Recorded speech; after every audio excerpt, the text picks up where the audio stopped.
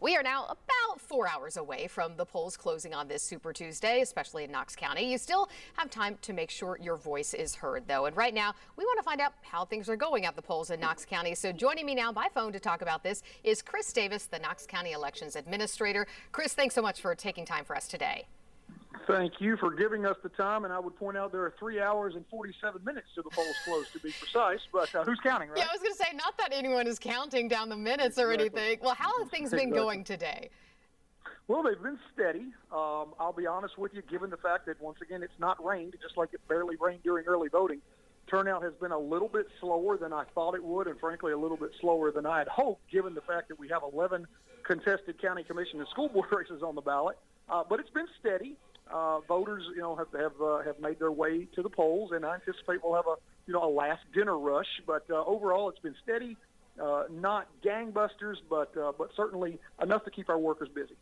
Well, as you mentioned, there are some contested races, and that usually can be a key to whether you might get more voters coming out than others if you don't have contested races. So are you expecting maybe a lower turnout than expected, given that there are contested races on the ballot?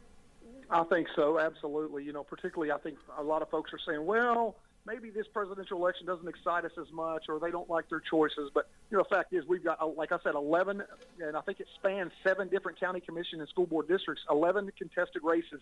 And I'm afraid any one of these races could come down to just a few voters. So it is a little bit lower than I thought it would be, and frankly, it's a little bit disappointing.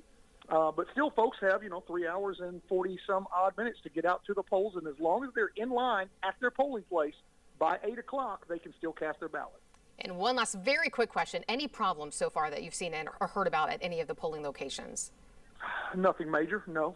Just garden variety, little things here and there, but overall it's gone relatively smooth. I know we got one call this morning. A guy was complaining because he had to stand in line for 32 minutes. And frankly, I thought the fact that, I can remember my first election back many, many decades ago. I stood in line for 3.5 hours. So I'll take 32 minutes anytime. But most of the time, other than the beginning of the day, there really haven't been any lines to speak of, except for at a handful of places. And I'll anticipate some lines tonight, perhaps.